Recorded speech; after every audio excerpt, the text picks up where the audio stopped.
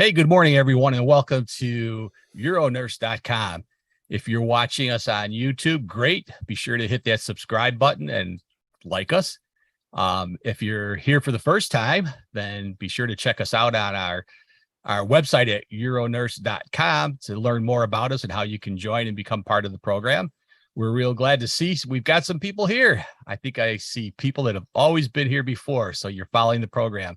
Merry Christmas to everybody, or whatever holiday celebration that you celebrate at this time of the year. It's been a great role for us so far to have so many people following this program, and we've got some really great panelists joining us today. I'm going to switch over so I could show everybody. Whoops, I got to take mine out of spotlight. And there we have Andrea, Dr. John Lynn, and myself today. We're all going to be with you today. It's going to be an exciting show today. It's going to be kind of a crazy show. We're going to be doing some weird stuff with showing you what's coming, what's going to be out there, what may influence us. So we're going to see how things go. I'm going to switch over to speaker view just so I can get the slide here to come through. Let's see. So if you have any questions, concerns, things you want to ask us, of course, you can always use that Q&A button.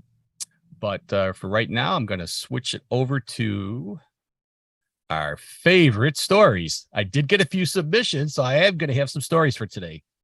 So here's our first one. And this came in, let's see here, our favorite story. This came in from Jay Bajork, who was with us 2 weeks ago for the lidocaine. He's from the Glido company. The most stressful jobs. There was a news show about that. Hey, John, look who's on the top. I know. Urologist and video editors, film and video editors. I guess that makes me really stressed, right? So the news but here's the article. Staying with us. Many American jobs are taxing, but some are more so than others. And that could also play a factor in everyday life. According to the Department of Labor's Occupational Information Network, urologists have the most stressful job in the nation. Film and video editors have the second most stressful job. Sorry, Bobby and Randy. And third place goes to anesthesiologist assistants. Others in the top 10 include acute care nurses, judges, and retail supervisors. The findings are based on nearly 900 jobs here in the U.S. Also, according to that report, most people will spend at least 1/3 of their lives at work, and 80% of those polled say work-related tensions play a factor with personal relationships. No big surprise, right? We have a stressful job.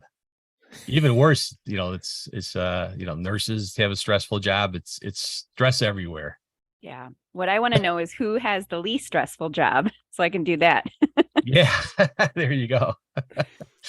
I always thought urology was kind of a jollier group, less stress, but well, I guess maybe not, right? Yeah, I like to question the survey methodology, how they came up with those results, because I certainly cannot relate to being stressed out. I think a lot of it is mindset, how you think about your situation and how you think about your job. Also, I think a huge part, if not the majority, of how a lot of urologists feel that they are burned out is because of lack of control over their environment, their practice environment, the type of patients that they see, the demographic, where they practice, how they practice, the support staff that they have. Having that lack of control contributes to a lot of the burnout and also, I think, stress. But I have to disagree that urologists have the most stressful job. All right. I agree with you. I think that it's slighted. Even anesthesiologists, most of the guys I know that do anesthesia, they don't seem all that stressed out unless something goes wrong. Most of the time, they're sitting there just, doing their Wordle or something. I don't know. It's just kind of like airline captains, pilots. Yeah. Right. It's 99.999% smooth sailing, and then that 0.0001% stressful. Yeah. I think it also depends on the culture, your work culture. If it's a toxic environment, you're going to be overstressed. You're going to be burnt out really fast. So. Yep. So our next story comes in from Lori Atkinson, one of our great panelists, who's not able to get here today, but did want to send a picture of her uniform or her costume that she wore at a recent party. Oh my gosh, that's great. And then I wanted to share these pictures. So most of you know that we've had a lot of snow lately. Well, not a lot of snow, but this crazy weather that came through here with this cold. That's the look outside my office. At the lake is frozen solid, and no surprise, and then a little bit of snow. But this is the look out my backyard. I don't know if you can see that pile by the garage, but that's about 6 feet high from snow drifts. Wow. We only got about 4 inches of snow, but the drifts were crazy high. So that's what we're contending with right now is the snow drifts. Mhm. And it Yikes. was too cold yesterday to even go out and look and see what it looked like. But today it's warmed up a little bit. I think it's a whole whopping 4 degrees, but at least the wind stopped. So I'm going to try to see because my garage faces a farm field. So we've had all the drifting blowing towards the front door of the garage. I could have 6 feet of snow that I'm going to have to dig out of. Wow. Country life, huh? Gotta love it. And I don't see any questions or concerns or things coming out from the audience. But hey, I would like to welcome April, Charlie, Diane, Katie, Leo, and Susie. Welcome to the Christmas show. Glad you could join us. I am going to switch over now to our presents, and I do have some presents. Let's open that first gift. So I decided to break them into kind of different categories. And we're going to start off with catheters.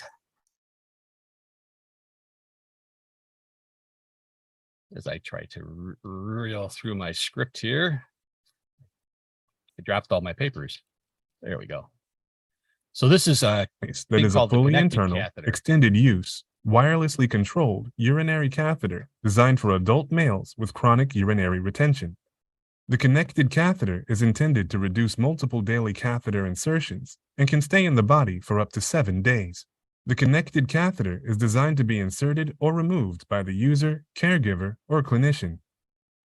The connected catheter system consists of 3 main components: the catheter, the wireless controller, and the insertion removal IR tool. To insert the device, advance the catheter until the end of the catheter reaches the urethra. Attach the IR tool and slide the button to lock the catheter and tool together. Advance the tool until the tip of the catheter reaches the bladder. Urine will flow through the catheter and tool, indicating that the holes in the tip of the catheter have reached the bladder. Once the bladder is empty, slide the button to unlock the IR tool and remove it from the urethra. Place the controller alongside the catheter valve and press either button to close the valve. The valve uses a partially threaded titanium pin that will spin to fully seal the valve. The connected catheter allows for natural filling and emptying cycles in the bladder. Once the bladder is full, place the controller next to the penis and press either button. The valve will open and spin the propeller to actively propel urine and drain the bladder. Urine will flow through the urethra until the bladder is empty. When the bladder is empty, press either button to close the valve. Once each week, remove the catheter using the IR tool. To remove the catheter, insert the IR tool into the urethra. When the IR tool mates with the catheter, slide the button to lock the catheter and tool together. Gently pull back to remove the catheter. To learn more about the connected catheter and spinal singularity, please visit our website at www.spinalsingularity.com. Caution. So of course, this is experimental. It's not out for live use yet, but I thought it was kind of a neat idea, especially for patients that are, they've waited too long to see a urologist and their bladder won't work. So, Or like an acontractile bladder. I Yeah. feel like they had a similar product out not that long ago. Am I right? Some sort of urethral stents. yeah, except I don't know that they had a pump mechanism where this has that pumping action. I did meet a guy at an AUA years ago who was kind of showing it off before, this was like a prototype, just trying to get some ideas from people. So I don't know if it was the same company or not. Sometimes you don't know who you're running into at these meetings, but I think it was a different idea, something out there. So, all right, our next one I'm going to show off here is the Zwitterian polymer coating. Researchers at the University of California, Los Angeles have created a Zwitterian polymer coating for indwelling medical devices, such as urinary catheters, that prevents microbes from adhering and creating troublesome biofilms. Remember, Todd Thompson had spoke about the problem with clogging catheters because of biofilms. Recurrent infections and biofouling are serious problems for such devices, leading to the overuse of antibiotics and consequent rise of drug-resistant microbes. The new coating is antibiotic-free and works by binding water tightly, creating a thin hydration barrier that deters microbes from binding and proliferating. So, pretty neat idea. I guess this Zwitterian polymer coating is going to be used on all sorts of things. Apparently, it's relatively safe to be used. I'll put that picture back up here. Safe for human use. I was reading some articles. The name Zwitter it's German for hermaphrodite. I don't know what it has to do with the coating, but hybrid. So I think their intended use is hybrid. Zwitter iron. Right. I wonder what kind of hybrid polymer they are infusing or encoding around the surface. Yeah. So it sounds interesting. I was reading an article of using it for vascular, like stents, and for some dialysis things that apparently where this clogging and biofilm can be an issue. But catheters, we know that would be a great place to be able to prevent biofilms. So the future looks good. Always something. Yeah, it's an interesting product. I'm curious to see what the research is on it. Yeah. So this next one, actually, John had introduced us to the Duet catheter, and the company approached me about possibly doing a deep dive into their product, but I did get a video to go ahead and show a little bit more about it. I think this is really a neat place to look at as our next subject. This would be the Duet. Oasis Medical has developed the innovative Duet dual balloon urinary drainage system to reduce the complications associated with catheterization, most notoriously bladder infections, but also bladder spasms, bladder blockage, and bleeding. Following years of clinical research, we can demonstrate how the Duet dual balloon provides protection from damage caused by the traditional catheter. Conventional catheters cause bladder wall trauma once the catheter is in place and begins to drain. The bladder collapses onto the offending catheter tip. Subsequently, the bladder wall lining, mucosa, is aspirated into the drainage eyes, pinching the bladder and causing further damage. The retention balloon secures the catheter within the bladder as usual, but the Duet provides a second inflatable balloon which covers and subsumes the tip. The bladder lining is protected from the tip, and the drainage eye is kept free from aspiration and retention.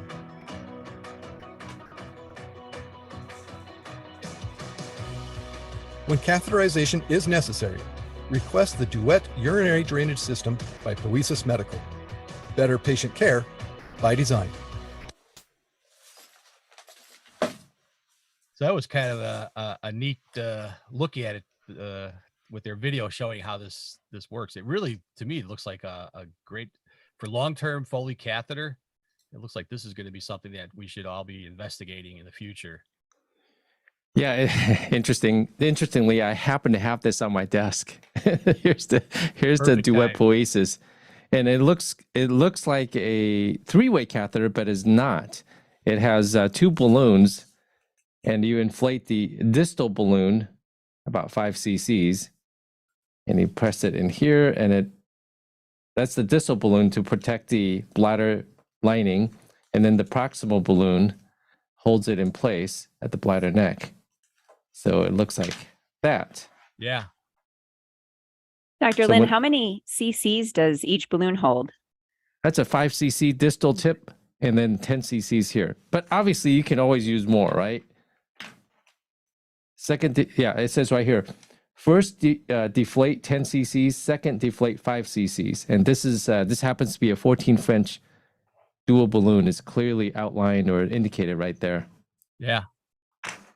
Huh. Those kind of things just blow my mind. It's just people coming up with those ideas. Great and you idea. think about how many patient, I mean, how many times have you irrigated a catheter and it just sucks against the black bladder wall? Every single time. Yeah. Every single time. I was always taught you want to put at least 2 or 3 syringes of water in to start, just to deflate or inflate the balloon or the bladder so that it doesn't stick against the wall when you're trying to get clots out. Well, So I don't know. Sometimes if the bladder is already full, patient's Right. not going to tolerate 2 You're to not even 3 going to tolerate that. cc's. But yeah, but that I would wonder- be a great. Go ahead. Yeah. Oh, I was just wondering if the 2 balloons might cause more bladder spasms for patients. Yeah, as it touches the trigone, Mhm. Yeah, it'd maybe. be interesting.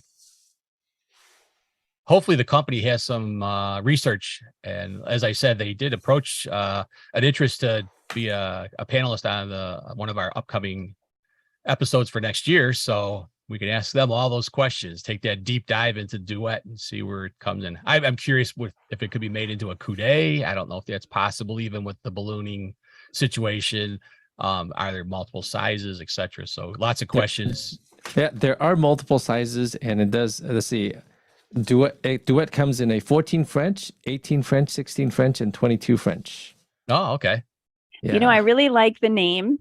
I think Duet. sometimes in healthcare, we use names that just don't connect with the product at all. And this is a very appropriate name.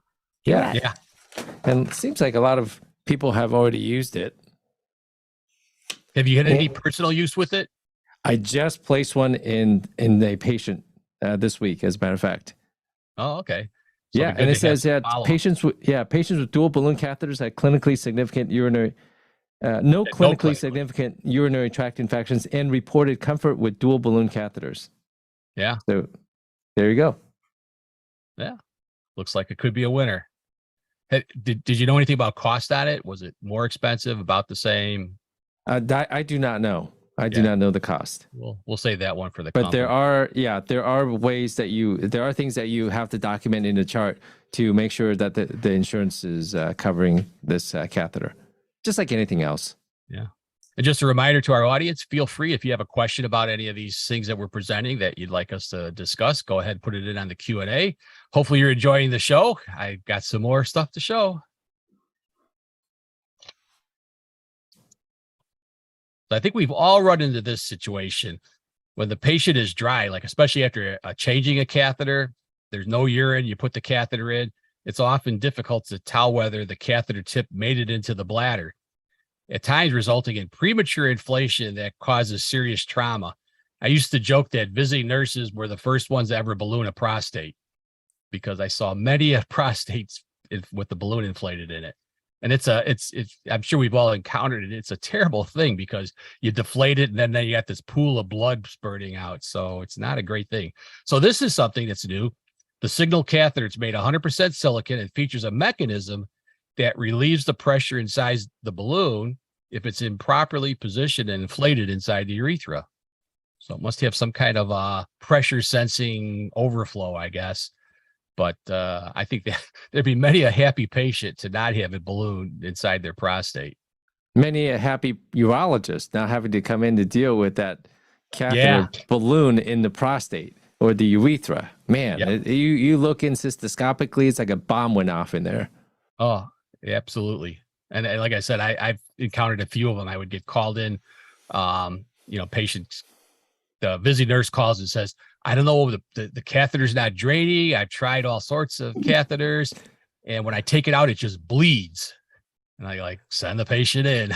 And then you kind of fingers crossed, say a few prayers, and sometimes it goes in nice and easy, and sometimes it doesn't. Then you get involved, right? And that's like you said, cystoscopically, it's no walk in the park. When in doubt, don't inflate. Yes. I always say, of course they say a dry bladder, but you could always put water in it. Irrigate first. I always look at the patient as I'm inflating it. If I see any, I tell them, let me know if you feel anything, because they shouldn't feel it. They say anything, I stop. And I think experience, probably the panelists here have all had the experience. You can feel when it's not inflating. Or the resistance that you feel with your hands as you slowly inflate the balloon. You can feel that, hey, this is not in the right place, and then you stop. Yep. And for me, a lot of times I'm putting in the catheter when the patient's under anesthesia, so I don't get that verbal feedback from the patient. Yeah. Yeah. That's a good point. But experience, you just can't bottle it, right? No. All right. So let's move on to our next thing. And this is a product called the Compact Cath. This one I did meet this is kind of an interesting story, and they're going to tell their story in a video. But these were a bunch of students that were engineers and different things from university that were given a project to do for their thesis or something. And what they did is they looked at a product that's already on the market, how it could be improved. And that's how this came around.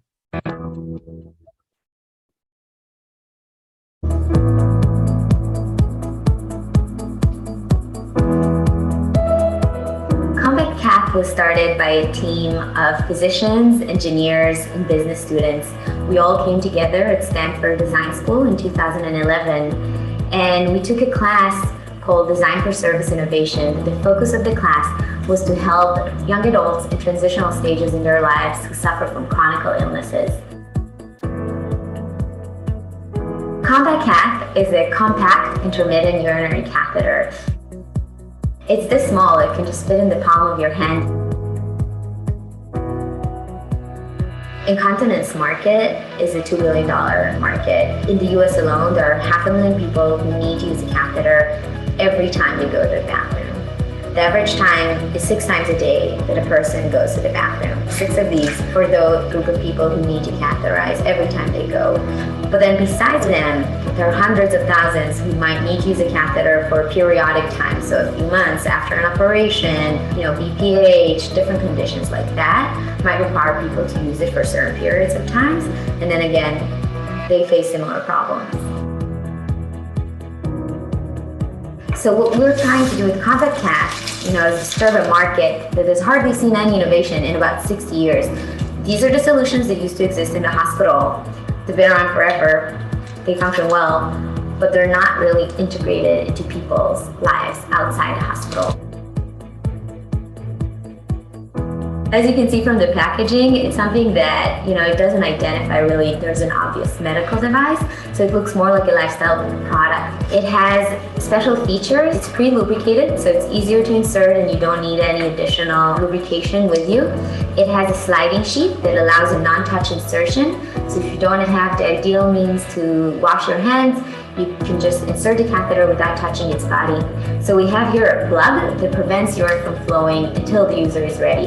And then you just pop the funnel out, aim it, and the urine starts to flow.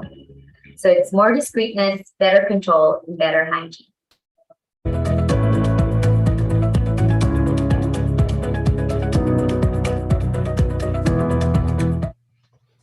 So I did have the pleasure of meeting that group. They were at a SUNA meeting a decade ago, I think, with this idea, and they were showing it off and kind of getting some feedback. So they were asking different people if they'd be willing to talk or look at it and give us their opinion on it, what they thought. And I just thought this was great. Imagine somebody who's, younger in age, especially, and you want something that you don't have to carry around that looks like a catheter, fits in your pocket, doesn't, start flowing until you pop that little thing through. So great ideas out there, huh? Yeah. That seems smaller than the Vapro Plus from Hollister. Vapro Pocket Plus, I think, or something like a Vapro Pocket. It's like a rectangular package that you literally can fit in the pocket, shirt pocket, but it may stick out a little bit. But that device seems a lot more compact. So my question is, how do you keep it lubricated? It's a great idea. It's self-lubricating. Okay. I think it's the hydrophilic technology. I've seen this before actually at a SUNA conference. It's really neat. I have a lot of patients here in Wisconsin who go hunting and fishing, ice fishing. In fact, I had a patient recently who asked me an interesting question that maybe one of our catheter experts could answer in the future.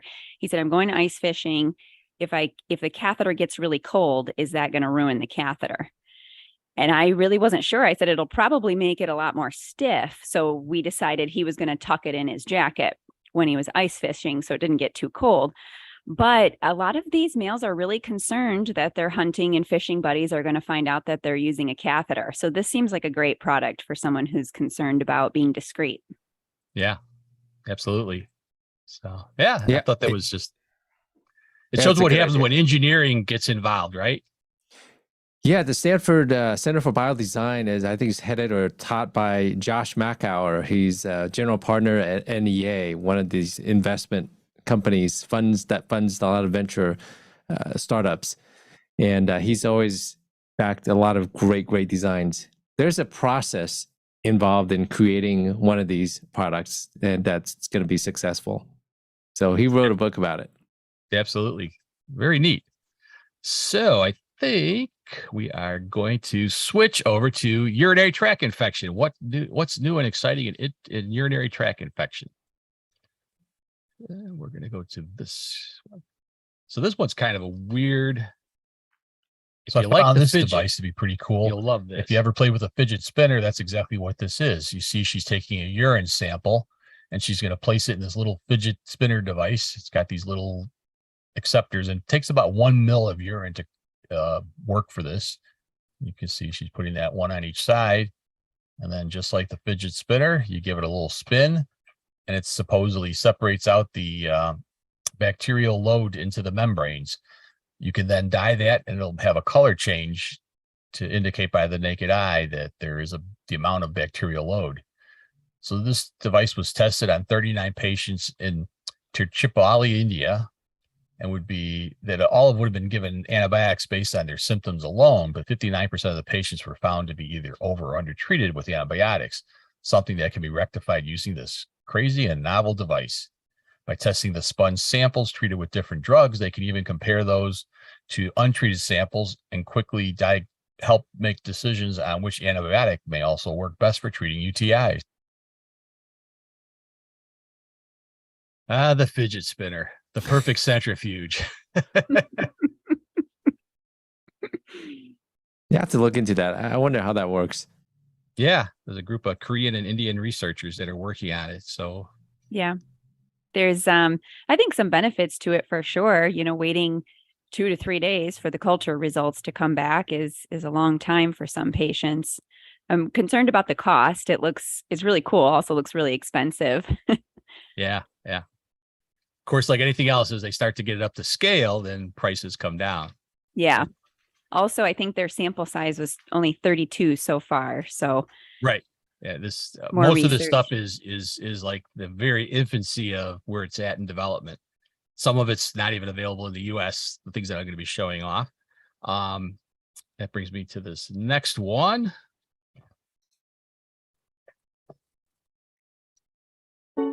I think this is kind of cool. A sensor for UTIs that can be attached to a diaper, both for adults and children.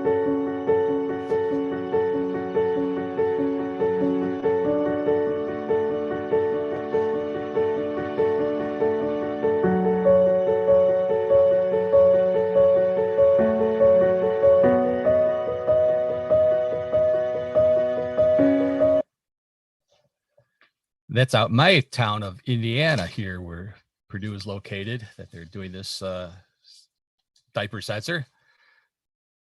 So I could see maybe like nursing homes being able to incorporate something like this into their routines. Well, yeah. Some sort of a sensor, maybe not in the diaper. Hopefully, we can eliminate or avoid the use of diaper. We'd like to eliminate the use of diapers, but the reality is, go to a nursing home. They're used quite a bit. Yeah. Unfortunately. Yeah. And we all know that. Yeah, go ahead. Oh, one of my other thoughts was if we were using this in nursing home population and our older patients, oftentimes they have asymptomatic bacteria. It could lead to a really overtreatment of urinary tract infections if used in that population. But I could see its use in younger patients and children or babies who have medical problems that put them at a very high risk with urinary tract infections. Right. I have to commend Andrea for advocating the not using or not treating asymptomatic bacteriuria. So that's a great point that we all need to drive home to a lot of people. I think UTIs or bacteria in the urine detected among elderly patients who don't have any symptoms, that does not need to be treated. So I think That's a great point to bring up. Yep. just I wanna have take a that second to emphasize conversation. that. I have that conversation probably 5 times a week, every week with my patients. Yeah.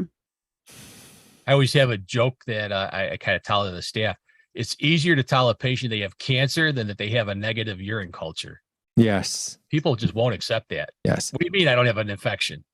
You don't I an have infection. symptoms. Well, their symptoms may not be due to a urinary tract infection. On the other hand, it could be one of these rare bacteria that are difficult to detect, and that's why you need that genetic or the PCR testing. Yeah, absolutely. Well, very cool. So let's see. My next thing here is. Oh, I was going to bring up PureWick. Okay, go ahead. Yeah, the use of PureWick to avoid the use of diapers. Yes. You know, if you're sleeping or the patient's lying, woman with incontinence sleeping at night, you can just apply PureWick and hopefully avoid diapers. Absolutely. Yep. Interestingly, I've had a lot of my patients blame a UTI on PureWick. Huh. I don't know of any clinical correlation, but I've had several women come in and say, I swear it was the PureWick. So I don't know. What about the underlying disease that may be predisposing his or her in this case? I've heard of men using it too, morbidly obese or obese men. Oh, interesting. Okay. Yeah. With like retraction. Okay. Yeah. Yep. Very cool. And... Hey, Vic, you want to address? I was just going to say, I saw a question pop up here from Leo. PureWick alternative for men. So you were just talking about that. Yeah, you can use PureWick for men, but it's designed for women. Yeah. And we've all seen these obese and morbidly obese men. Unfortunately, their genitals are kind of retracted, and then they have a lot of excess tissue. And if they're incontinent, you can use that PureWick as a way to absorb the urine. Yeah, definitely worth a try. But there are other ways, right? Condom catheters and different other ways to capture that urine, that incontinence at night. Unless you're dealing with a retracted penis. Yeah. And that's when those condom catheters are just useless. Yes. All right. My next thing. Now, this one is not available in the US, but there's a test card for $4 that you can use to be read by your smartphone to tell you whether you have a urinary tract infection. And this is how this works.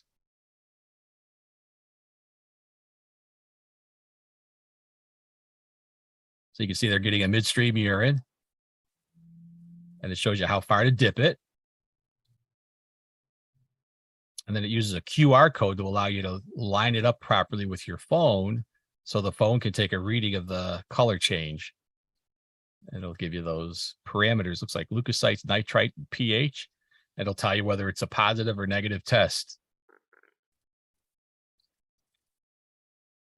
And I guess that's about, oh, I do have a thing here that you could actually buy it on in Europe for £9.99, which I think is probably $9.99 now in American money, but at the time it said $4 when I did the look through.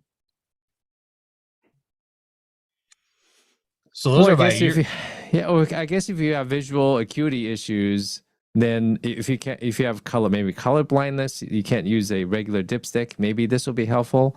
On the other hand, if you have visual acuity issues, it may be difficult to line up that QR code as well. Yeah. I know some people, I don't think they trust that they're able to read it properly too. You know, we look at it, we're like, yeah, I can glance at a stick from across the room and tell you whether it's positive or not. But we do it all the time. We assume everybody has that same, ability. So yeah, 100%. And people. Well, we now use automated UAs. Yeah. Well, of course, and it's better than our eyes probably are. Yeah, a lot more. You get rid of that. Well, you have a higher inter-rater reliability. I have two machines here, so one is positive, the other one's going to be positive as well. Exactly. Yeah, it's come a long way. So now I'm going to switch over to our next subject, vasectomy. So we have some products for vasectomy. And I'm going to see if you have heard of this one. It's the reversible male contraceptive. It's called Vasogel. It's injected in a similar manner to the no scalpel vasectomy. Vasogel is injected into the lumen of the vas deferens, where the gel forms a blockage that does not allow sperm to penetrate. The temporary reduction in sperm count can then be reversed after months or years with a separate injection that dissolves the polymer plug, returning the vas deferens to full functionality.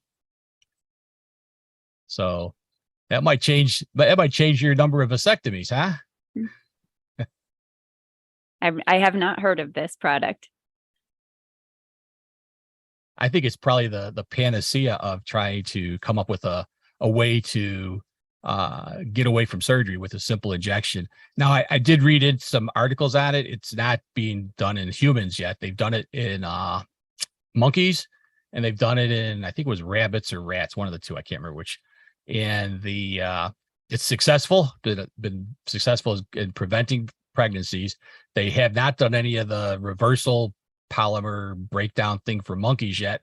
They did do it with the rabbits, I believe it was, and it was successful at, again, restoring fertility. So it's got some promise. Think you're gonna get on board with that one if it ever works, John?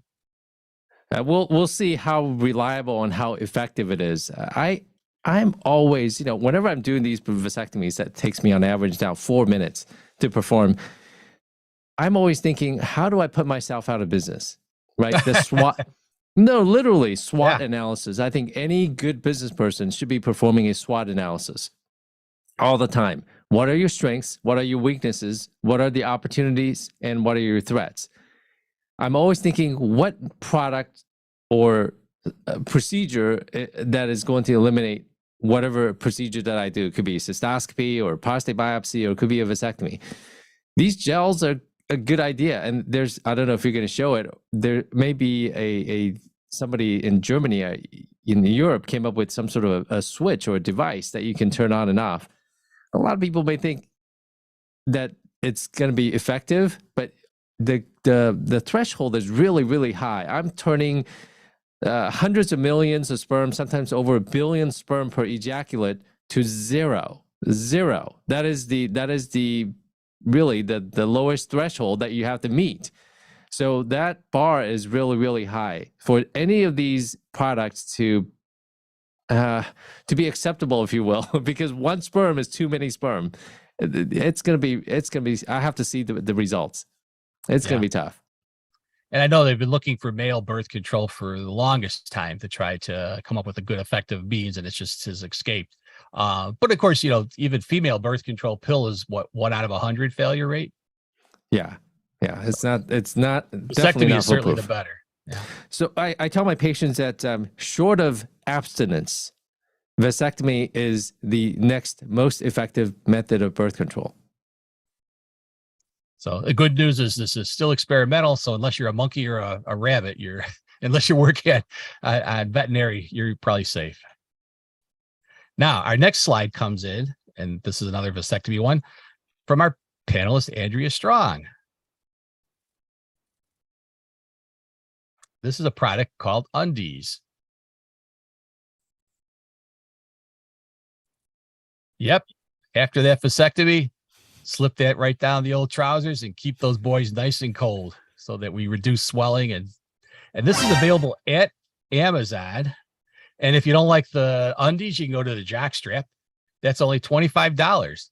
And this is my favorite one that I found. Yes, it's the nutsicles. Keep those boys nice and cold with the nutsicles. Oh, man. Thanks for finding that, Andrea. Yeah. You're welcome. Always good to get other people out there hunting for these new products. This is, by the way, attendees, you're free to just put in not necessarily a question, but if you have a comment or if you just like it, you want to let us know you liked it, go ahead and let us know. This has been fun for me, all the research I got to do in finding these new products. But if it's something you really like and you'd like to see it again down the line, let me know, because I think this is just as important as some of the other stuff we do, taking a deep dive in what's coming up in the future. So, all right. Our next category is I call it more stuff. I don't know what better to say. There were so many different little things I couldn't put them under their own. But this one I really, really like. For those of us that do urodynamics, the ultimate goal was to try to find a way that you can most mock normal physiology. So when we do urodynamics, we're filling a bladder up much quicker than it normally fills. We've got a catheter hanging out of their urethra. So we're causing stimulation. While this product is a temporarily implantable sensor, and I'm going to show you how it works, I think this is something that could really change the way urodynamics are done. Kind of resembles, like, to me, like the 24-hour Holter monitor that they use for hearts, because, you know, whenever you do a urodynamics, I always call it, it's a picture, it's a snapshot of what's going on with the patient. You don't see what's happening all day long. Catheter-free method to perform urodynamics evaluation. Developed by leading researchers at the Cleveland Clinic, Glean will revolutionize the way urodynamics evaluations are performed. Glean could deliver more comfort for patients, accuracy for clinicians, and efficiency for practices. The Glean urodynamic system consists of 4 components: the sensor, insertion tool, a software app for patients and clinicians, and a uroflow meter.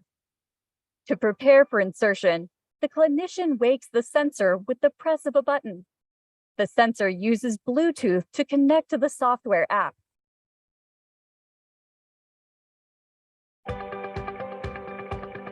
The sensor is then inserted into the sheath, and the removal string is aligned in the push rod. Next, the spacer is attached, and the push rod is advanced until they mate. The insertion tool is advanced until the tip reaches the bladder. The spacer is removed, and the push rod is advanced to deploy the sensor. The tool is then removed, leaving the sensor in the bladder.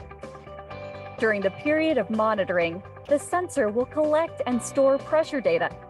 Patients and clinicians can log events or symptoms experienced using the software app. The patient can complete multiple voiding cycles in privacy to collect data. When the evaluation is complete, the sensor can be removed from the bladder using the removal string. Data is then transferred to the software app, and the clinician can analyze the data and generate the report. To learn more about the Glean urodynamic system and Bright Uro, please visit our website at www.brighturo.com. So what'd you think about that one? Might be the future of urodynamics. My only concern is that you're missing the fluoroscopy aspect of things. I suppose you could still do that in clinic with the patient there, but yeah, I mean, we're doing urodynamics. It's a big, bright room. You've got several staff members in the room, a catheter in the rectum. Okay, now go pee in front of everyone. That's nothing not artificial easy. about that, right? So that obviously was a female version. I don't know if there's going to be a male version that will accommodate for a man. That would be nice. And how they kind of check for stress incontinence. I guess patient could Valsalva, cough, you know, and have a button on that monitor where they notice where they're leaking to try to figure that out too.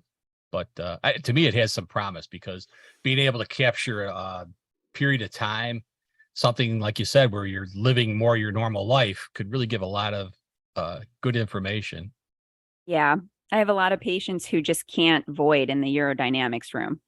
And then they take the catheters out, they have them do a uroflow, and it's a completely normal uroflow. Yeah. Yep. I've done tons of urodynamics in my career, and it's always the trick is trying to get patients to feel like they're more normal, and try to, you know, especially for males, I always do it standing. And one of these days I'll have to show, I created a device that I use that allow patients to aim their stream better into the uroflow than, I don't have that slide available, but it's always try to mock what's normal for a person. So I ask you, do you urinate standing, you urinate sitting? Because if they're normally urinating standing, then why would you do it sitting? So, yeah. So anyway, that's more crazy things out there. Now, one of the things that always bothered me is you get that patient who comes into the office, they don't realize they've been in urinary retention forever, and their bladder is just shot. You know, you catheterize them, and there's, you know, 4 liters of urine in their bladder. And they're not going to be a good candidate, at least not right away, for a procedure to remove the obstruction. They're going to probably be on intermittent catheterization. And some patients we know are going to be on it for the rest of their life. So this is a product that's in development. Sounds interesting. I'm not sure where it's going, but it's going in the right direction of helping those patients out. Similar to that device that I showed earlier that will help pump urine out of the bladder. Oh, I lied. We're going to do this one first because my script is backwards. All righty. So new script. Ever have issues with the irrigation? We were talking about those clots in the bladder. Here's a device that's going to make your life a lot easier, because everyone who's ever irrigated bladder clots knows that you've got to just keep irrigating till you get all those clots out of the bladder to stop it from bleeding. And what do you do with those clots? Well, we probably just line them up in cups or containers or 1 liter bottles to store them. Well, there's another option.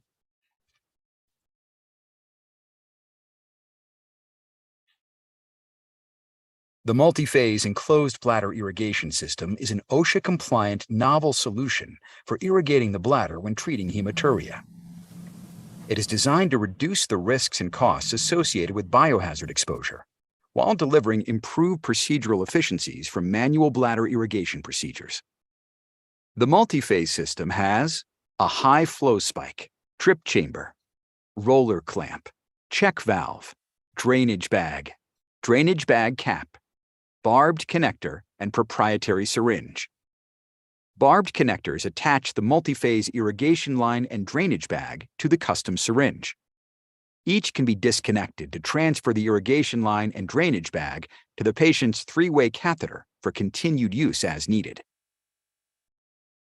To use the system, aseptically remove the sterile kit from the pouch. Unwrap the drape, open the plastic binder, and remove the kit. Then, spike the irrigation line into a sterile solutions container obtained at your medical facility. Hang the system's pre-attached drainage bag below the level of irrigation. Do not lay the bag on the floor. The multi-phase syringe has a tapered tip that securely connects to standard urinary catheters. The plunger end stop prevents the plunger from pulling out of the syringe and mitigates inadvertent spillage of fluids from the barrel. The plunger end stop also works in concert with the plunger, and either can be used to rotate the inner barrel between the different phases. The proprietary syringe has an augmented volume of 120 milliliters and 4 independent positions. 1. Off for no flow of fluids. 2. Fill to pull sterile solution into the syringe. 3. Irrigate to push and pull fluids in and out of the bladder from the syringe. And 4. Drain to push fluids from the syringe into the attached drainage bag. The syringe provides icons and labeling, as well as tactile and audible feedback to affirm when the syringe is in each phase. The syringe comes packaged in the irrigate phase. First, disconnect the patient's drainage tube from their catheter. The multi-phase kit provides a drainage bag cap in its packaging to use if the patient already has a drainage bag connected to their catheter and needs it disconnected during the manual bladder irrigation procedure. Next, insert the syringe tip into the patient's indwelling catheter. Then, pull the syringe plunger out to remove excess fluids and/or clots from the bladder. If the plunger feels stuck within the syringe, simply push it forward and then pull it back to continue. Then, rotate the syringe to the drain position and push the plunger into the syringe to move its contents into the attached drainage bag. Rotate the syringe to the fill position. Then, pull the plunger back to fill the syringe with sterile solution. If air is encountered during the initial fills, rotate the syringe immediately to the drain position and push the plunger into the barrel to evacuate air into the drainage bag. With the syringe full of sterile solution, rotate it to the irrigate position. Then, push the plunger into the syringe to advance the sterile solution into the patient's bladder. Pull the plunger back to draw out the bladder contents into the syringe. Manually irrigate the bladder by pushing fluids back and forth through the syringe tip as needed. To clear the syringe, rotate it to the drain position. Then, push the plunger into the barrel and empty the syringe contents into the attached drainage bag. Repeat the fill, irrigate, drain steps as needed to complete the procedure.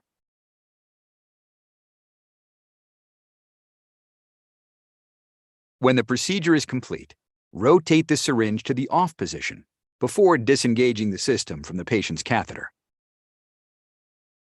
In addition to the novel procedural benefits, the multi-phase enclosed bladder irrigation system offers the following economic benefits: improved efficiencies with reduced procedural times by as much as 50%. Cost-effective process with only one medical professional required to perform the procedure. Faster procedural time with 120 milliliter syringe moving more fluid with greater efficiency and less user fatigue. A safer method that reduces exposure to biohazards and the associated financial risks for hospitals, and reduced cleanup costs after procedure.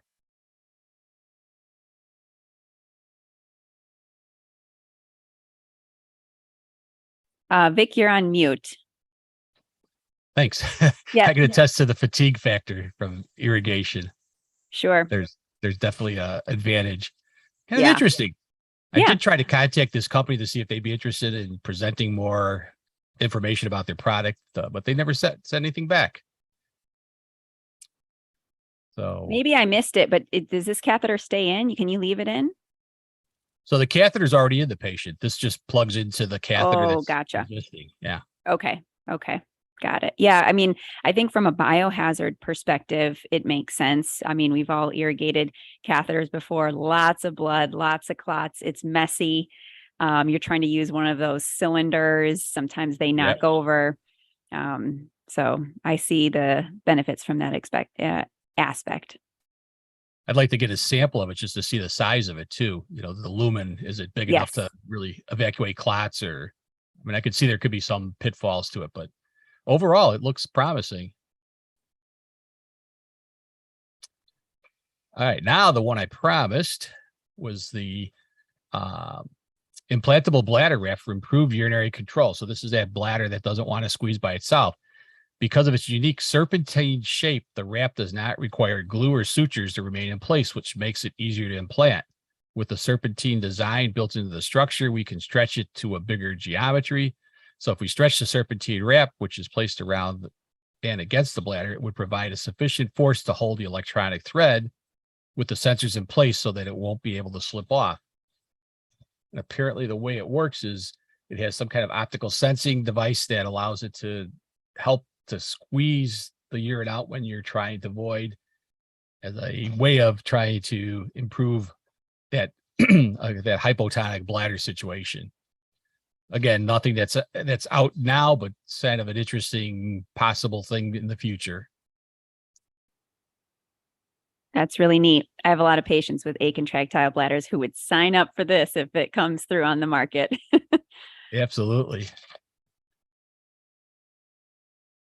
Katie Bertels sent in, that's very interesting. So I'm glad to hear you guys are finding it interesting out there. This one I thought was kind of neat. This is a portable ultrasound system. We know ultrasound keeps getting smaller and smaller, but some different uses. When we launched the Butterfly IQ, we put powerful medical imaging capabilities in the hands of doctors all over the world. And with the IQ Plus, we've now made it even better. We listened to the doctors and responded to said, I would like it to do more of this. We've increased the resolution. We've added more beams. There's lower power, longer scan time. It's going to be easier to get this data. I mean, it's just going to be powerful. We've been able to increase our scanning rates by up to 60%. And this is what's given us excellent image quality and higher frame rates, which is very important for things like cardiac imaging, for example. And with those faster frame rates, we get better image quality in the walls of the heart itself. So we can pick up sensitive changes and wall motion abnormalities. Another exciting invention with IQ Plus is something called Needle Viz. And it lights up the needle bright blue as it's going into the skin, so you can really see it, whether you're putting in an IV, injecting anesthesia around a nerve, to be able to see the needle as it goes through the tissue light up. And it's something physicians are going to love. And if that wasn't enough, we actually made the chip even more compact than it was before. When you place this probe down on the body, whether it's between the ribs or elsewhere, you can spend a lot less time searching around to try and tune the image. You just plop it down and you get the image you need. That chip is incredibly powerful. It's making about 500 billion operations per second. What used to take, say, 10 seconds to scan the bladder, we can now do this in 3 seconds. So going forward, I just see the sky's the limit. I mean, I'll never forget the day that I got the first message from doctors using our device. And I saw the message that said, I used the Butterfly IQ to save someone's life today. And that was a big, powerful moment for me. And now as we've been selling more and more of these devices, those stories keep coming. It's a huge motivator to keep working on this. How do we change the life? Enough of their story. But I thought it was kind of interesting how they've shrunk down these scanners and now they can work right off your phone or your iPad. I can remember early in my career, my job was to check the post-void residual. It was with a catheter. And then all of a sudden came along this scanner that you could use. And I talked our guys into getting that and trying it. And at first, the urologist wasn't that confident in it. He said, well, at first I want you to scan it and then empty it with a catheter. And if you're close enough, he says, well, then we'll consider it. And it was dead on all the time. So yeah, as a patient nowadays that I have to periodically get my bladder scanned, I'm much more glad I don't have to have a catheter to do this. All right, we're getting towards our end. I got a couple quick, let's see, I'm going to skip that one. This one I'm going to see if John has seen before. Somebody brought this into the office, the ITIN. It's the ischemic response to the application of pressure from 3 pressure ridges of the implant that create 3 new channels within the tissue. This helps urine flow out much easier, and the procedure doesn't leave anything behind once the implant is removed. So as you can kind of see in this picture here, this device is placed inside the prostate. It's left in there, and the pressure of those wires against the prostate causes necrosis, and then it's removed, and that necrosis causes a line inside the prostate. I'm thinking reminds me of what the old tulip procedure, where they would just make those incisions in the prostate to allow for voiding it. This, I think, is a competition with, excuse me, Resume and the Urolift. Have you heard anything about that one, John? Yeah, ITIN, Olympus purchased, I believe, I can't remember if it's an Israeli company, for several $1 million. And now this product is being sold by Olympus. Movable device that you would insert into the male patient, put it into the prostatic urethra for about 5 days. Oops, your mic is cutting in and out. Yeah, you know what? I'm noticing that the microphone and also the audio is the speaker is also cutting in and out. Huh. So anyway, it is being sold by Olympus, and you leave it in for 5 days. The goal is to necrose the prostatic urethra and hopefully leads to improved urinary flow. Interestingly, in 2023, the payment to the surgery center in the hospital will increase. For that procedure? So, yeah, not physicians, but to the hospital or ASC. Ah, okay. Susie Swain put a comment in. Sounds like that might hurt a lot. I have to agree. I think that it does sound like, out of all the procedures we do, this one's going to be the most uncomfortable, having that pressure in there for 5 days. I was thinking the same thing, Susie. I also wonder if that necrotic tissue, as it's sloughing off, might cause some obstruction. If maybe patients might need some catheters afterwards to ensure that that doesn't cause any obstruction. Yeah. Yeah. I think I talked to the rep from the company. I don't think they've had to have a catheter post because it's left in place. So the damage is done when it comes out. Should be more open, but time will tell, like anything else. And we have our last product. This one I did see at the recent SUNA meeting that I saw in New Orleans. One of the problems when we do a lot of radical prostatectomies is that some of the patients are left with incontinence. Now, most of the time it's not total incontinence, but they can get stress incontinence. I had a patient in particular, was a carpenter, and he said that, yeah, whenever he had to bend over to pick something up, he said he would have to have a diaper or something. And, the Cunningham clamp is a nice device, but it's huge, as most of us know. So this is a newer device that haven't had any experience. Actually, I gave it to one of the nurses in my office, the sample to try on a patient to see how they like it. But here it is, the Pacey MedTech device. We will now show you how to use the Pacey cuff, and we will explain how it protects your circulation and stops the leaks.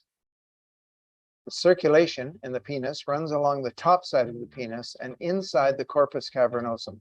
The urethra runs along the center underside of the penis.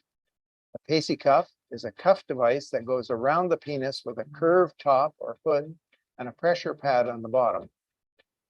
The fenestrated hood of the Pacey cuff protects the circulation. This ensures the blood flows without limitation. Older clamp designs compress the penis.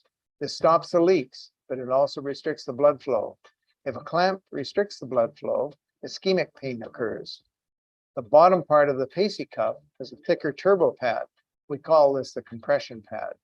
The compression pad pushes up onto the urethra, stopping the leaks. The size and thickness of the pad also ensures comfort to the user. This is how to wear the Pacey cuff. First, wrap the Pacey cuff around the penis, the bottom compression pad on the bottom of the penis, and the top fenestrated hood on the top side of the penis. Then compress Pacey cuff to the appropriate tension needed to stop leaking.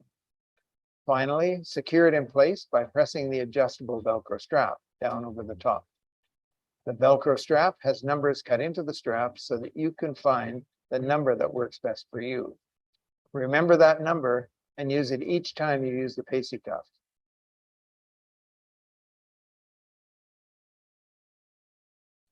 So there we have it. That is our walk through all the newest things in urology. We opened all our presents and Christmas is over, I guess. That was great. Thanks for featuring those products. My pleasure. It was a fun thing to do, and I just always excited to see what's out there, what's new and exciting in urology. Nicely done. So I'd like to thank everybody who showed up.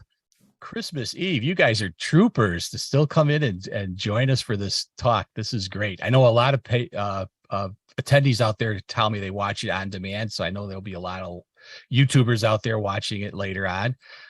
So hope you enjoy it. Hope everybody has a great Christmas.